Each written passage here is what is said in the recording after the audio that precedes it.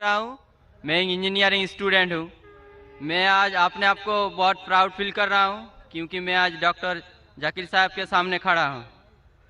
Sir, मेरा सवाल ये है कि आपके वैल्यूएबल स्पीच के शुरू में आपने कहा था कि कुरान ही एकमात्र ऐसा किताब है जो हर जाति हर धर्म के लिए एक इंस्ट्रक्शनल मैनुअल है।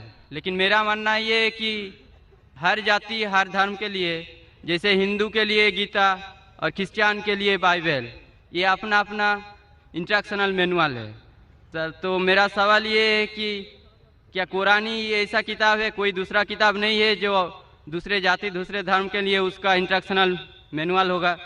भाई साहब ने बहुत अच्छा सवाल पूछा है। उन्होंने कहा है कि मैंने मेरे तकरीर में कहा कि कुरान सारी जाति के लिए इंस्ट्रक्शन मैनुअल है। मैंने मेरे तकरीर में कहा कि कुरान सारे इंसानों के लिए इंस्ट्रक्शन मैनुअल है। और आपका ये सवाल है कि आपके हिसाब से वेद और भगवत गीता हिंदुओं के इंस्ट्रक्शन मैनुअल किताब है, कुरान मुसलमान की किताब है, इंस्ट्रक्शन मैनुअल है, तो क्या सिर्फ कुरान ही सारे इंसानों के लिए इंस्ट्रक्शन मैनुअल है, ऐसी कोई और किताब है क्या? नहीं। ये सवाल बहुत अच्छा है। इसका जवाब कुरान मजीद में अल्लाह ताला फरमाते हैं, सूरह राद में सूरह नंबर 13 आयत नंबर 38 में अल्लाह ताला फरमाते लिकुल्ली अजलिन किताब, कि हर दौर में अल्लाह ने एक किताब नाजिल की। हर दौर में अल्लाह ने किताब नाजिल की। नाम से कुरान मजीद में 4 किताबों का जिक्र है जो अल्लाह ताला ने एक नाजिल की। तोरा, जबूर, इंजील और कुरान। तोरा नाजिल की गई थी मूसा अलैहिस्सलाम पर, जबूर नाजिल की गई थी दाऊद अलैहिस्सलाम पे, इंजील नाजिल की गई थी ईसा अलैहिस्सलाम पे, और कुरान जो आखिरी किताब है नाजिल की गई थी आखिरी पैगंबर मोहम्मद सल्लल्लाहु अलैहि वसल्लम पे। आपका सवाल है कि सिर्फ कुरान सारे इंसानों के लिए, बाकी किताब नहीं है। अभी ये 4 किताबों का कुरान मजीद में जिक्र है, लेकिन कुरान मजीद में यह भी कहा गया है कि हर दौर में किताब है। मिसाल के तौर पे सूफ इब्राहिम, वो भी किताब है। तो अल्लाह ताला ने कई किताबें नाजिल की है, सिर्फ नाम से 4 का जिक्र है, इसके अलावा और किताबें हैं। कोई मुझे हिंदू पूछता है कि आप कह सकते हैं क्या वेद अल्लाह की किताब है? मैं कहता हूं कि कुरान मजीद में नाम से वेद का जिक्र नहीं है, तो मैं ये नहीं कह सकता हूं कि वेद अल्लाह की किताब है। मैं ये कह सकता हूं हो सकता है, मैं नहीं जानता, हो सकता है वेद अल्लाह की किताब है, हो सकता है नहीं है, क्योंकि कुरान मजीद में इसका जिक्र है। मैं 100% नहीं कह सकता हूं कि यह है, लेकिन मैं ये जानता हूं कि जितनी भी किताबें कुरान मजीद के पहले नाजिल हुए वो सिर्फ अपने लोगों के लिए थी और हिदायत थी एक वक्त के लिए। जितनी भी किताबें नाजिल हुई कुरान मजीद के पहले, चाहे तोरा हो, जबूर हो, इंजील हो, या जितनी भी किताबें जिसका जिक्र कुरान मजीद में नहीं आता है, वो नाजिल हुई थी अपने लोगों के लिए। वो पैगाम का अमल करना चाहिए जब तक नई किताब नाजिल ना हो। अगर मान भी लेता हूं, मैं मान भी लेता हूं कि वेद अगर खुदा की किताब हो, मान लेता हूं मैं आपकी बात, क्या वेद खुदा की किताब है, तो वो सिर्फ उस वक्त के लिए था, उन लोगों के लिए था, आज के लिए नहीं। क्योंकि कुरान मजीद अल्लाह की आखिरी किताब है, वो सिर्फ मुसलमानों के लिए नहीं और सिर्फ 1400 साल पहले के लिए, क्योंकि वो आखिरी किताब है, वो सारी इंसानियत के लिए थी और क़यामत तक है। जितनी किताबें पहले आई वो सिर्फ महदूद थी एक वक्त के लिए और एक समय के लिए, खुसूसन कुछ इंसानों के लिए। मिसाल के तौर के ऊपर तोरा नाजिल हुआ था सिर्फ यहूदी के लिए, मूसा अलैहिस्सलाम पे नाजिल हुआ था जब तक नई वही नहीं आए, उस वक्त के लिए और उन लोगों के लिए।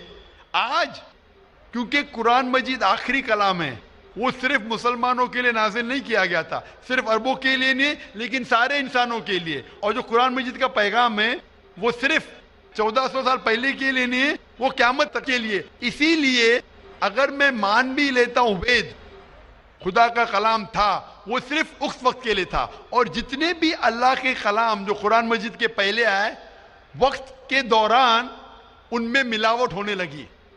आज आप तहकीक करेंगे जितनी मजहबी किताब, कुरान मजीद के अलावा सभी मजहबी किताब में मिलावट है, उसमें कॉन्कॉक्शन है, फैब्रिकेशन है, बहुत मिलावट है। मिसाल के तौर पे महाभारत पढ़ते हैं तो कहते हैं पंडित कि महाभारत सबसे पहले कहा गया था अर्जुन के ग्रैंडसन ने कहा था। उस वक्त 8000 श्लोक थे।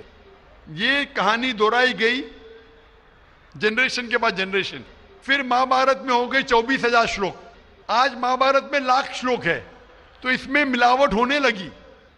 आज आप देखेंगे महाभारत टेलीविजन पर, उसके अंदर बैकग्राउंड में मारुति कार भी जा रही है। ये और एक मिलावट है मारुति कार महाभारत में।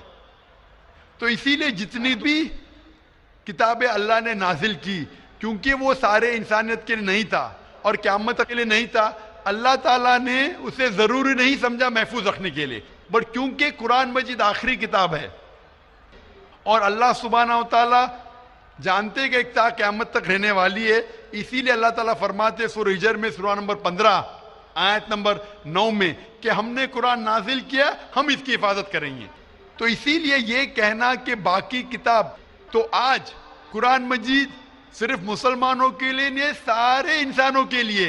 चाहे आप हिंदुस्तान में रह रहे हो, चाहे पाकिस्तान में जी रहे हो, चाहे सऊदी अरेबिया में, चाहे अमेरिका में, चाहे यूके में, चाहे आप हिंदू मजहबी खानदान में पैदा हो या ईसाई खानदान में पैदा हो या मुसलमान खानदान में पैदा हो, आज सारे इंसानों को अल्लाह के आखिरी पैगाम कुरान मजीद पढ़ना चाहिए, उस पर अमल करना चाहिए, उसकी बात मानना चाहिए। इसीलिए मैं कहता हूं कुरान मजीद सारे इंसानों के लिए। ये चीज मैं वेद के बारे में नहीं कह सकता हूं, क्योंकि अगर आप तहकीक करते हैं वेद में भी मिलावट है। आज अगर आप साइंस के जरिए तहकीक करने लगेंगे कुरान मजीद को छोड़ के, बाकी सारे किताबों में आपको गलती मिलेंगी। तो ये गलती मैं अल्लाह को मंसूब नहीं कर सकता हूं। मैं नहीं कह सकता हूं ये गलती भगवान ने की, ईश्वर ने की, अल्लाह ने की, क्योंकि ये जितनी किताबें कुरान मजीद के पहले आए वो सिर्फ महदूद थी कुछ लोगों के लिए और महदूद थी वक्त के लिए। अल्लाह ने, भगवान ने, ईश्वर ने इसे महफूज रखने की जरूरत नहीं समझी। आज क्योंकि कुरान मजीद आखिरी पैगाम है अल्लाह का, अल्लाह ताला खुद कहते हैं कि वो महफूज रखेंगे। इसीलिए मैं कहता हूं कुरान मजीद एक वाहिद किताब है सारी दुनिया में जो सारे इंसानों के इंस्ट्रक्शन मैन्यूल है, मेरी भी और आपकी भी। Hope the answer the question brother. Thank you sir. तो आप मानते हैं कि कुरान मजीद आपकी इंस्ट्रक्शन मैन्यूल है भाई साहब? जी सर मानते हैं। आप मानते हैं कि खुदा एक है? वो ठीक ही बोल रहे हैं, खुदा एक ही है। हम मानते हैं कि आप मानते हैं बुत परस्ती गलत है? ना वो नहीं मानते, हम मानते हैं कि ना मानते मूर्ति पूजा गलत है? सर हम मानते हैं कि हमारा ईश्वर एक ही है, यही हम मानते हैं। आप मानते हैं ईश्वर एक, लेकिन आप मानते हैं कि ईश्वर की मूर्ति है? मेरा एक दूसरा सवाल है इसके भाई लिए। साहब मैं आपसे पूछना चाहता हूं कि आप मानते हैं ईश्वर की मूर्ति है क्या नहीं? वही उसी के विषय में मेरा एक सवाल है सर। हाँ पूछिए भाई साहब। सर अगर आप बोलते हैं कि ईश्वर की कोई मूर्ति नहीं होना चाहिए तो मैं नहीं कह रहा हूँ, वेद कह रही है। हाँ वेद कह रही है ना तस्य प्रतिमा अस्ति, तो उस सर ईश्वर का कोई अक्स नहीं। सर मेरा सवाल है, अगर ईश्वर की कोई मूर्ति नहीं है तो हम भक्त होके जो ये दाढ़ी मूछे रखते हैं, तो हम भक्त होके अपना हम काहे ऐसा फैशन चीज रखते हैं? भाई साहब का सवाल है अगर ईश्वर का कोई अक्स नहीं है तो हम भक्त होके दाढ़ी मूछ क्यों रखते? क्योंकि हम ईश्वर नहीं है ना। ईश्वर का आकार नहीं, कोई अक्स नहीं है, हमारा तो अक्स है ना। तो ईश्वर हमारे खालिक है, हमारे रब है, हम थोड़ी ईश्वर है। तो हम दाढ़ी मूछ रखते हैं क्योंकि कुछ लोग दाढ़ी मूछ रखते हैं अच्छा रखने के लिए, कोई दूसरे वजह के रखते। इंशाअल्लाह तीसरे दिन जो है ये पीस कन्वेंशन का, उसमें इसका डिटेल जवाब दिया जाएगा।